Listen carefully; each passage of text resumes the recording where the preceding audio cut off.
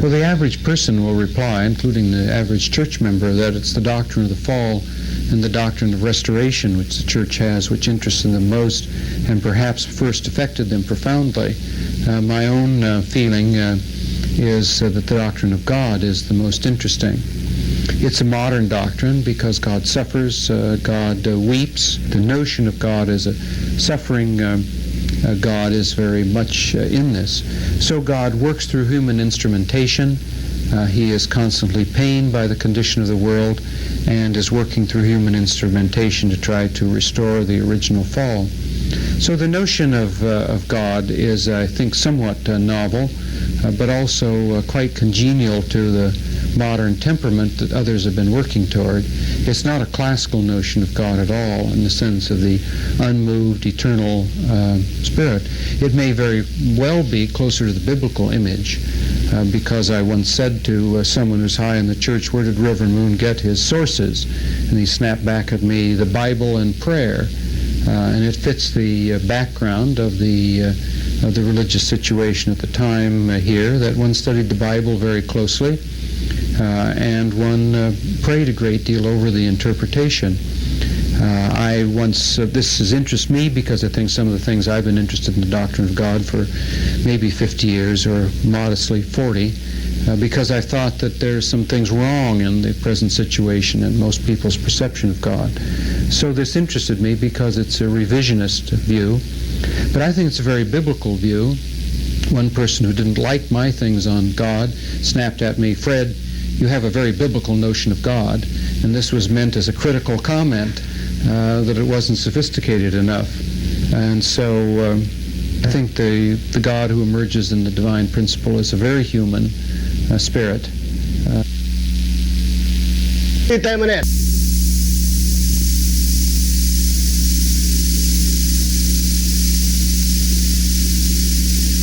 Unification thought to me is the fact that the family, a Catholic would say the family is the sacrament, or the Jewish tradition would have sacrifice, but they put everything into the family itself. And what's interesting about that is that it's not simply the family as a union of individual atoms, but the family as a set of relationships. This is unification. Yes, in the unification thing, you have a network, what I call a network of relationships of parents to children, husbands to wives, the whole family to God, and it's very interesting that the divine principle sees that if you interrupt any one of those relationships, you've interrupted the whole set of relationships. Right. I think that's why he sees adultery as the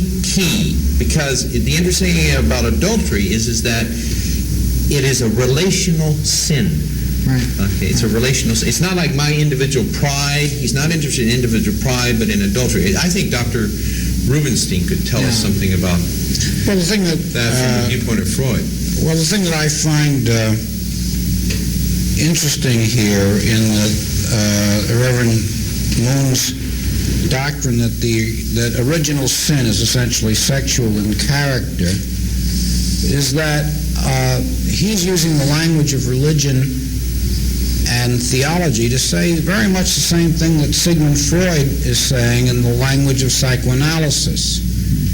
And what Freudian therapy would consist in, at its best, would be a restoration of the integrity of the biological relationship between man and woman, but this seen not merely as a biological relationship, but as a total psychological, spiritual, and biological relationship. We can lie with our mouths, but our bodies can never lie. And if a man and a woman are not wholly together, it will express itself in their bodily relationship. And if they are wholly together, then the truthfulness is a total truthfulness. It is a truthfulness of spirit and flesh. And I find it not insignificant that the Reverend Moon has stressed the relational character of human existence in all these dimensions as much as he has. I think there's great wisdom in this.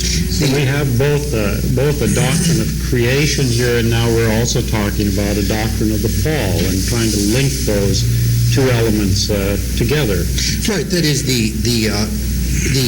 in unification theology, the fall is precisely a disordered sexual relation that arises when Satan, an evil spiritual power, tempts Eve and then Adam to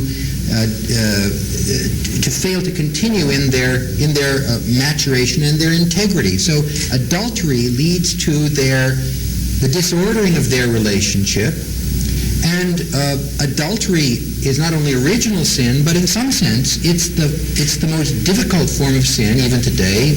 Dick points out what Freud says, because this is why. It isn't just moralistic, like adultery is bad, why God says so. No, it's very practical. Adultery is bad because it destroys or disorders the family unit, which is that unit in which human growth takes place. And so within unification theology, for example... Is this why he immediately stresses the relationship between Cain and Abel? Right. That's exactly the point. That is, you don't hear in unification theology, though the adultery is seen as the root of sin, the disordered relation between the man and the woman, you don't see the unification people spending a lot of time worrying about adultery, but they move immediately to in the reading of the Bible, saying, well, what was the effect of the sin of Adam and Eve? It was the enmity between Cain and Abel, and the enmity among the siblings in a family, brothers and sisters, is what arises from the enmity between the parents. Thompson, would you please introduce yourself? Sure. I'm Hank Thompson, a United Methodist ordained minister. I teach at the Unification Theological Seminary as an associate professor of religion and society. My PhD is in Old Testament and archaeology. You say you teach at Unification Theological Seminary, but you're an ordained Methodist minister. Do you teach there, do you teach unification doctrine or as a unificationist, or do you teach as a Christian, a Methodist? No, I teach in the field for which I'm prepared, or actually I teach in several fields for which I'm prepared. But I teach there as a free individual, as a United Methodist, though I do not teach United Methodist doctrine. I teach rather biblical studies and ethics and world religions. As a professor at Unification Seminary, are you required to subscribe to unification doctrine? No, not at all. All of us there, in fact, out of the 11 full-time faculty, only 2 are unificationists. We are expected to respect unification doctrine, but I'm sure that would be true no matter where we were teaching. As a Christian, what do you find most interesting about unification doctrine, even though you may not accept it? What do you find interesting about it? Whether I agree or disagree, there are many interesting angles to it. One, for example, is the idea of the kingdom of God to be established on the earth. Christians, as you may know, have been praying the Lord's Prayer for centuries, 2 millennia. Thy kingdom come on earth as it is in heaven. So that part is interesting, partly because the Wesleyan or Methodist tradition and Christianity in general has been concerned with building the kingdom of God on earth, or that kingdom coming on earth. Well, there are several other angles to it. Someone said that virtually every individual item in unification doctrine and thought has been a part of the Judeo-Christian tradition or the East and West traditions at one time or another. And what you have in unification thought, from my perspective, is a unique synthesis of these.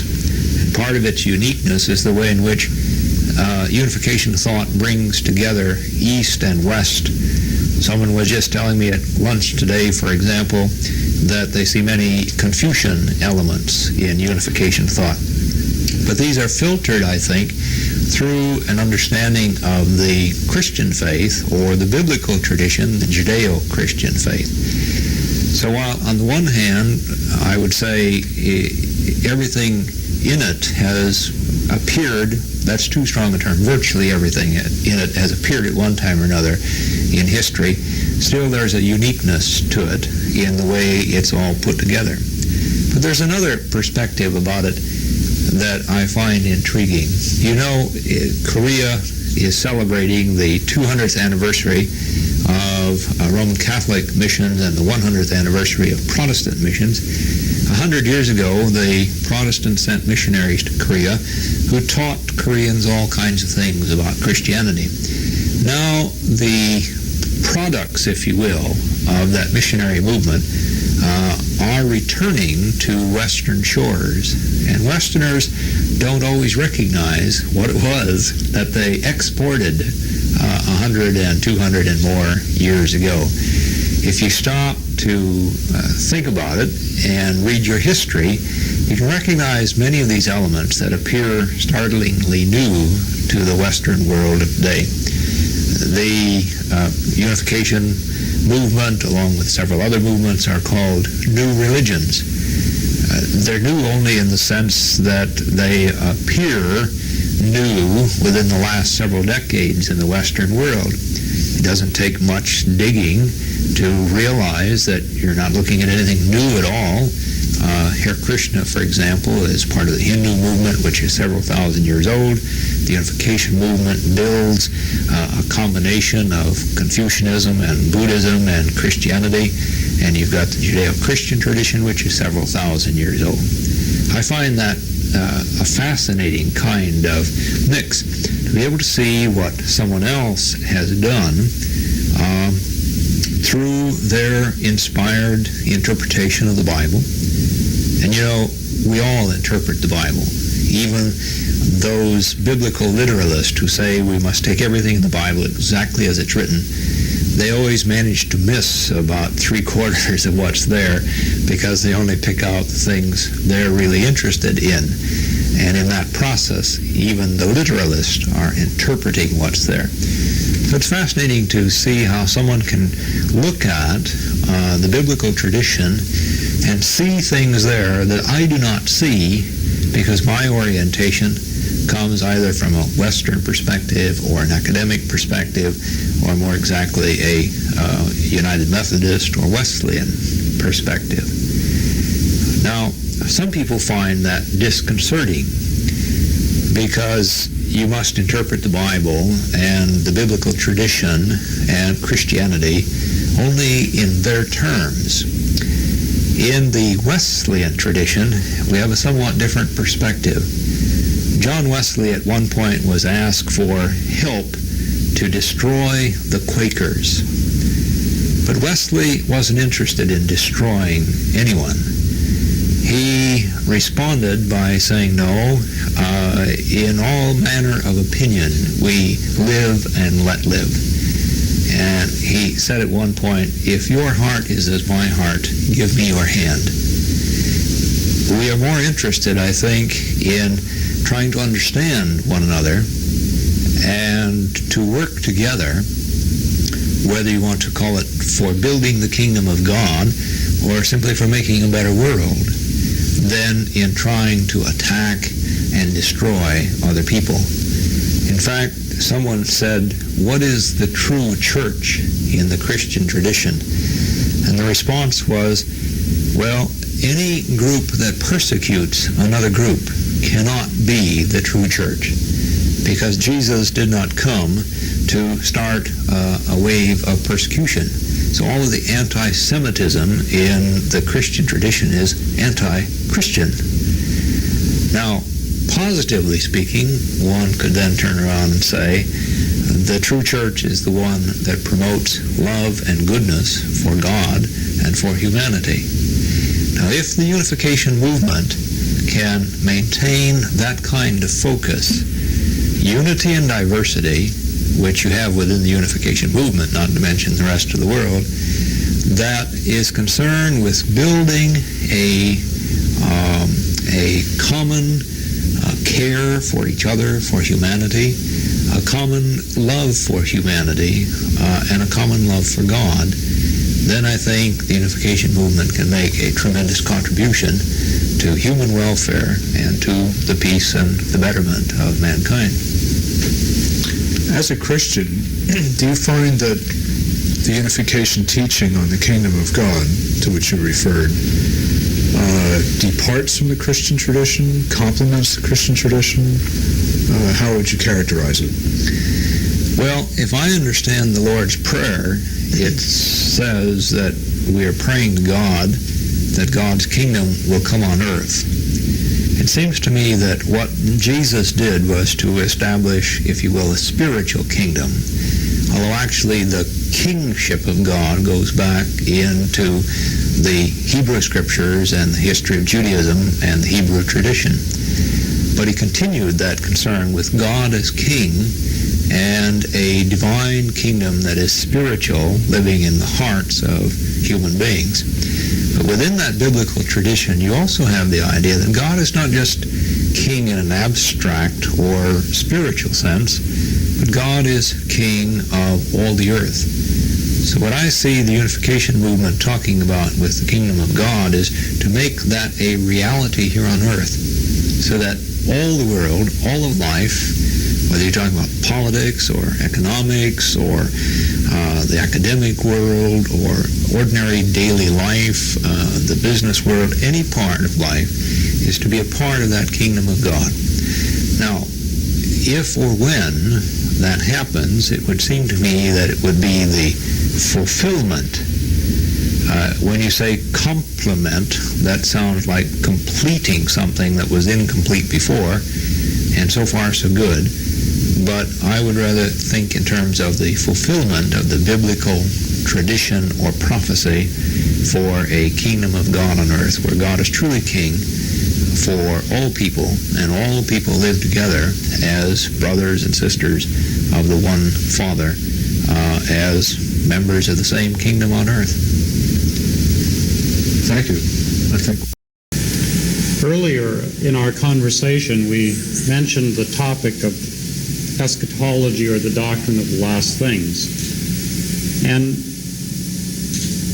it's a characteristic feature of virtually every theological system to have a certain kind of vision of the future, vision of the last things.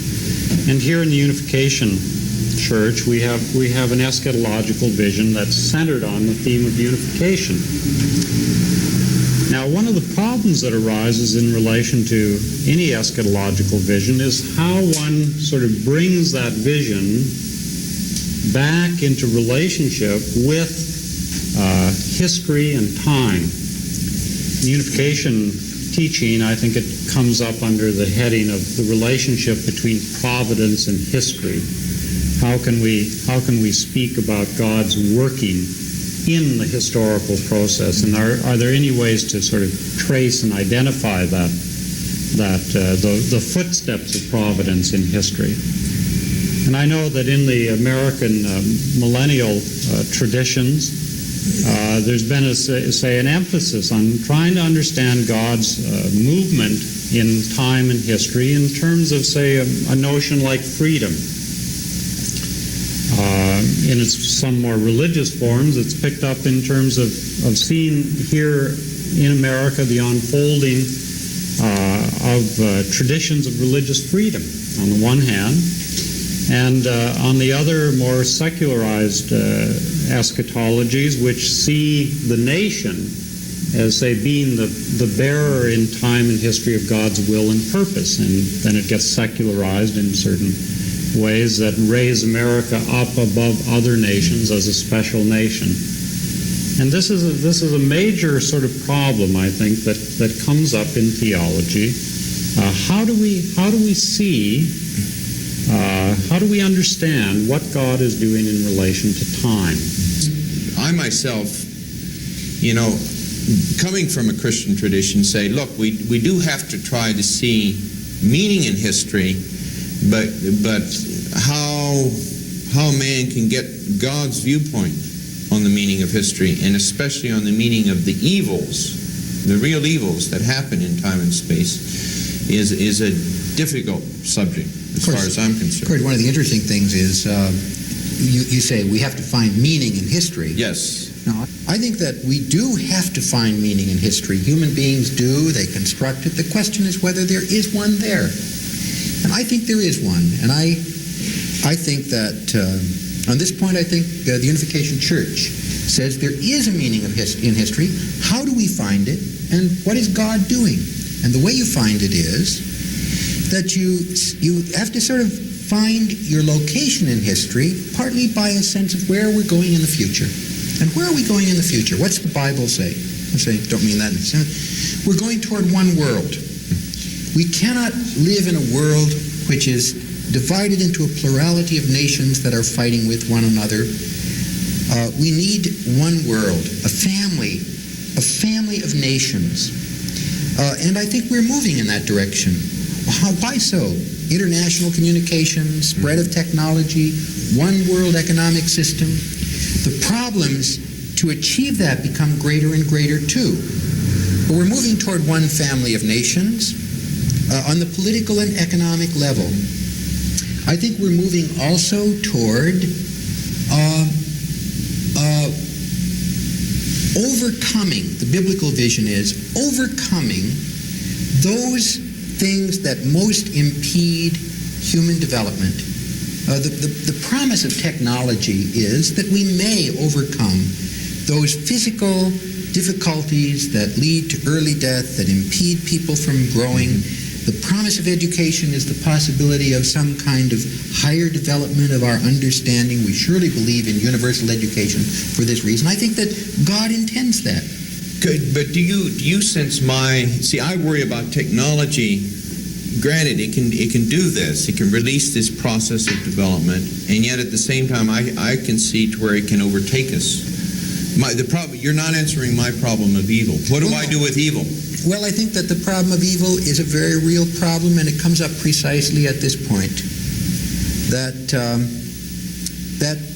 as I see the matter, the unfolding of history towards the fulfillment of what God intends does not happen just by evolution and does not happen without the effort of human beings, but requires that human beings accept God's promise and help, and that they themselves become the bearers of this meaning and purpose in history, and where they turn against it, then they sin, evil enters the world, and I would even say God takes away from those people who reject Him their commission, their vocation. Mm-hmm.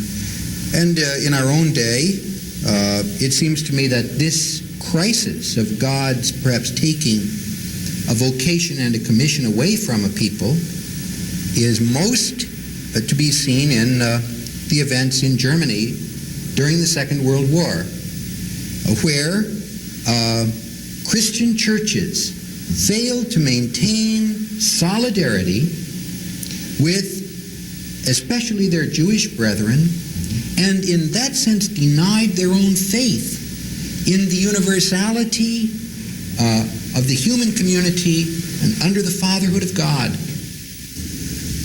Mentioned eschatology. Would you care to comment further on unification eschatology and its relation to traditional views? Well, it has a great deal of continuity with the Christian, Judeo-Christian eschatological tradition, because in that tradition there is this energizing forward look, which does give meaning and thrust to historical life and activity. It sort of infuses purpose into history as it points toward a fulfillment in God's realm, both in and beyond time. That consciousness, faith, expectation has ever and again been lost sight of in some considerable degree. I see a great deal of the significance of the unification movement to consist in the revival of an urgent kind of eschatological consciousness and expectation, so that, for example, the young people who are drawn into the movement are, in my own experience from talking with so many of them, are inspired by the sense of a kind of compelling purpose in history to which their own lives can make an immediate contribution, so that the aimless drifting, which is so widespread among young people and other people also in our time, is overcome by this urgent sense of engagement in the preparation of God's realm as the fulfillment of God's purpose for the end of history. And drawn into that, the dynamics of family life and interpersonal life become very central, and that also, it seems to me, is a very, very important thing to happen, because in Christianity generally, in our society generally, the family, the relationship between husband and wife and parent and child, has lost a great deal of its meaningful connectedness with the hope for the end of, and fulfillment of history, so that people carry on their family life but without any intrinsic and intense connection with their religious commitment. And in the Unification tradition, it seems to me, one of the very real sources of strength is the strong integration of these various elements into a kind of unified commitment and vision. Dr. Flynn, as a theologian, what would you say about the divine principle teaching on eschatology, or the last days? I think that the divine principle doctrine about the last days is very interesting. I've called it a process eschatology. It's something that happens in time and with time and redeems time and space together. I think that the major problem in the world, here I refer to someone like Eugene Rosenstock Pusey. He wrote a very famous book called Out of Revolution. The major problem of the modern world has been war, nationalism, which tends to divide people, ideology, which is in conflict, which generates conflict of ideas between people. What all of these things militate against is the belief of the unity of the human race. And unless we achieve a recognition of our common humanity, East and West, North and South, across all ideology, unless we achieve that, then we're going to have a world ending in destruction. It's very interesting to me that divine principle sees the unity of the human race as being the very structure of creation itself. Reverend Moon, as I understand it, begins his work out of a context of an experience and vision of Jesus, and being called by Jesus and given a vocation by Jesus to God. And so for myself, I've always been concerned to try to understand the Unification teaching in relation to that longer Christian tradition which I am part of and which I see the Unification movement in continuity with. I did my doctoral study on Jonathan Edwards, and as an American, the theme of history and providence is one that has played a very large role in our history, and it's one that I have given a lot of attention to in some of my scholarly work.